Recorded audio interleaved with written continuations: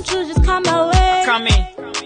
Baby, won't you just take your time? Okay. Hello guys, how you guys doing? How you guys feeling? I had a bit time, so I thought I'd come and I'll talk to you guys about something that I figured out and I found out and I was so mad about. I know I got glasses on because I was about to go out and I felt like, yeah, I'm gonna tell my people this before I skedaddle, okay? Let me let y'all know what I found out. Y'all heard about Recy Taylor? You don't know about Recy Taylor? Okay, let me tell you about what happened to Recy. Recy, this happened in Alabama. Recy was going home from church and 6 Caucasian gentlemen R'd her, okay? And you already know what the R stand for. I don't want to say the word, but they R'd her. Now, these particular men went to another house and they saw these 2 little girls that was about, let's say, 16, 15, and they were trying to get those girls. However, the person's dad had a shotgun, so they could not get those girls, but they stumbled across Recy. Basically took Recy and then they had sexual intercourse with her. They R'd her, everything, and then basically dropped her on a corner. By 8 o'clock, they decided to go down. They made a mistake and went to a lady's house named Rose Jordan and Sam Jordan. They had 2 daughters, and the daughters were about 17 and 18. Each one of them had a daughter, Sam and Rose, and they were gonna pick those girls up, take off with them. But they picked on the wrong family there, cause Sam Jordan and Rose Jordan was 2 rough women that you didn't want to mess with. And they chased these guys away, and so they kept circling around. And they knew about what time the church was out at night. And they wouldn't bother them until they got at least a half a mile out of town. And that's when they passed Recy and was standing west, and then they come back, and then they pass, and then they come back, and then they finally stopped behind them. And that was when Herbert Levitt got out in the car with the gun. She decided to run away right away. As soon as she saw the gun and they yelled to her to get in the car, she started to run away. And she couldn't run but a very short distance because there was a tall fence there. And she could have got past that fence. She could have went into the woods below there, but she could. And Miss Fanny told her not to run, so don't run, because they might shoot you. And so she went and got in the car with them, and she said they blindfolded her, and they took her away. This was a big thing. They went to trial and everything and basically had all the proof. These guys basically confessed to R and this young black girl. We decided to interview each boy alleged to have had intercourse with Recy Taylor. We first talked to Dillard York. York said that he would tell all he knew. I'll tell all I know. And he said that he got in Wilson's car in front of the Abbey Theater about 10 o'clock the night she was picked up. I'd been to the picture show, and when I went to the car, Hugo Wilson and Herbert Lovett were in the car, and we rode around town for a little while, and then picked up Billy Howerton, Robert Gamble, Luther Lee, and Joe Culpepper on the corner of the Northcutt drugstore. We started out on the highway leading toward 3 Points and picked her up. We did not have her in mind, as I had never seen her before, but I thought Billy Howerton knew her. I heard Lovett ask her if she was going or not, and she said she would go. There was no gun in the car, and no one put a gun on her. When we got to the place where we had intercourse with her, Lovett asked her to undress, and she undressed willingly and without protest. Lovett had intercourse with her first, me next, Wilson next, Lee next, Culpepper next, and Gamble last. We all took off our pants and underwear and left the top to our underwear on. All of us used rubbers. She did not say anything during the time all of us had intercourse with her, and she was undressed except for her shoes and stockings. We let her rest between the acts of intercourse, and each time she was asked if she was ready before another boy had intercourse with her. After we were all dressed, Lovett went to each boy collecting money from all of us and paid her. He asked her if she was satisfied, and she said she was satisfied, and Lovett asked her if she was going to say anything about it, and she told him she would not say anything about it. We then got in the car and put her out at the street light. We walked uptown and sat on the corner at the bank for about 5 minutes. And they went free. Scot-free, did not get any crimes against them. They didn't get penalized, anything. Recy, later on, Alabama came out and sent her a formal apology because the state of Alabama realized that they did her wrong. It was a miscarriage of justice. Now, Recy finally got the apology she deserved from the state of Alabama in 2011. And Recy died in 2017 before the documentary was released. Now this rocked my entire world because in the documentary, I watched the documentary and I also read up on this. The documentary is definitely on Hulu. That's where I saw it. I don't know, you could probably see it on other things. Now, in the documentary, her sister talks about how she has not had any children since and that they didn't just R her, they played in her body. After they got through mutilating her, they played in her body. And as a black woman, I was like, man, it just rocked my world because it's like, wow, cases like this are coming out. They said Rosa Parks was really trying to fight for this woman. Rosa Parks went to see her, and every time Rosa Parks would see her, the state troopers will come and throw Rosa out. Literally throw her out in the streets.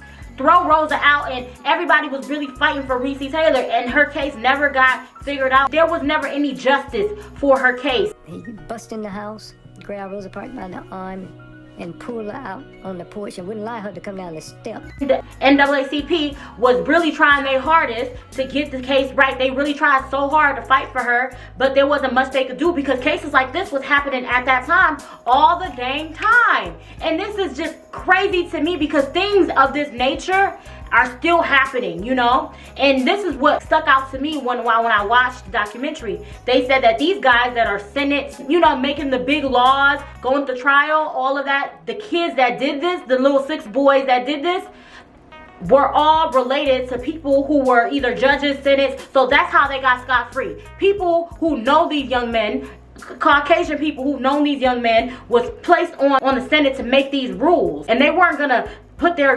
nephews, sons, all of that in jail for what they did, even though they knew that they were wrong. This stuck out to me. This was crazy to me. So I'm like, so y'all just know that this young girl got R'd and y'all not about to let these boys face what they did? Y'all just gonna let excusing them? One of the boys ended up passing in the army. The other boy, for a while, I think he died from a car accident. Don't get me to telling stories, but a lot has happened to them. You know, life kicked their butt. God don't sleep now. Y'all thought y'all was gonna get Recy. No. God don't sleep. This drove me crazy.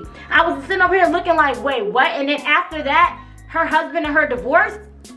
And Lord knows what that situation had on their divorce. Like, what weight it had on their relationship. Because to know that this happened to your wife and there's nothing you could do about it. And it was 7 boys. One of the boys was driving and he chose he didn't want nothing to do with it. He wasn't interested in a colored woman. But the rest of the other boys did it. Regardless if you driving or if you was the one that did it, you know you was wrong. They try to cover it up. What crazy for me is, the boys never denied any of this. The boys never denied it. They didn't really want to talk about it, and it took some time to get them to talk about it, but after the proper investigation, after the NAACP was behind them and just would not let the case go, they had to get properly investigated. And even while confessing all of this, they still wasn't found guilty in the court of law. So I'm like, wait a minute. What? Cases like Recy is currently still going on. Fighting for people's rights, fighting for African American rights, fighting for women's rights. And I think that's why the Me Too movement is important. I remember watching the case and how emotional I felt. I felt so bad for this girl. I felt bad for her family. I just felt really bad because they took advantage of this girl, took chance having sex with her and then dropped her on the side of the street like she was just some piece of meat. It was just horrible. Messed up to me. It was trifling. I don't know if you guys know about Recy Taylor, but this is something that people need to speak about because this is wrong. This is messed up, and she never ever, she got an apology. She never got justice. She died with that. A lot of African American people at that time died with the stain of what somebody has done to them, especially Caucasian individual has done to them, and they never got justice and died like that. And their kids, grandkids, their kids didn't know about the documentary, straight up. The kids did not know about the documentary, and the kids felt upset that their images or their likeness was used in a documentary without properly going to them and communicating with them and conversating with them. It was done for financial gain. And then we were in the documentary, and I didn't even know the documentary had been made. Well, in the movies, the children, you all were the children in the, okay. I was the little boy. Oh, you're the, I was wondering who those children were. The girl with the, yeah. Part about the movie, like they said she had a hard life, she did. But they left out she had a happy life. Yes, she enjoyed life, and she was always laughing. She loved to laugh, and I laugh so much, so sometimes I think people gonna think I'm crazy because I laugh all the time. Why do you think she just was able to go on and not let that define her? Because of her faith in God and knowing that she had to forgive in order to be forgiven. And she always stated she wanted to go to heaven. Okay. And to go to heaven, you had to forgive. And you could hold grudges. And she said she forgave them because she wanted to go to heaven. And I understand they were trying to get the word out there, and they was doing it to get the message out there. However, benefits did come because money was in this. You know, people are paying to see this, whether it's Hulu, especially if it's on a big platform like Hulu, you're getting paid. So for you not to do the proper due diligence and contacting the family, it's like, why would you even do that? It's just wrong for me. I think that was wrong. But I appreciated watching it on Hulu because I learned about this woman and I was able to go back and do my own research. And what they did to this woman was messed up. And I'm not even gonna hold you. It was messed up. It don't matter how you switch it, how you turn it, it was messed up. Recy Taylor was done wrong. Period. A lot of African American people was done wrong. To know that them boys did that to her and their uncles, cousins, people was in the Senate and let them get away with that. Like what? Huh. Huh, huh, huh. Huh, huh, huh. We gotta do better, boo-boo. Because you know, the police officer that killed that young black man is only serving 2 years. 2 years. Come on now. My brother had a DWI. He got pulled over by the police and he served 2 years for driving while intoxicated. So you mean to tell me somebody that's driving while intoxicated and a person who commits murder has the same amount of time?